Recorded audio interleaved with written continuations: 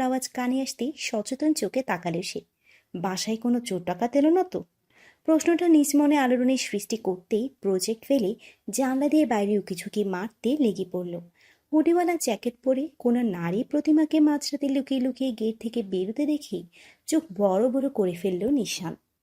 এত রাতে তাদের বাসা থেকে কেউ লুকিয়ে চুরিয়ে বেরোবে, ব্যাপারটা অসম্ভব প্রায়। কে এই মেয়ে? তাদের বাসায় তো কোনো অ্যাডাল্ট মেয়ে নেই। প্রশ্নটা মাথায় আঘাত হানতে হঠাৎ অন্বিতার কথা মাথায় এলো তার। এক মুহূর্তের জন্য অন্বিতার কথা মাথা থেকে বেরিয়ে গিয়েছিল তার। উপরতলা ভাড়া দিয়েছে কথাটা এত দেরিতে মাথায় আসায় নিজের উপর নিজেই বিরক্ত হলো সে। তবে দেরি করলে চলবে না।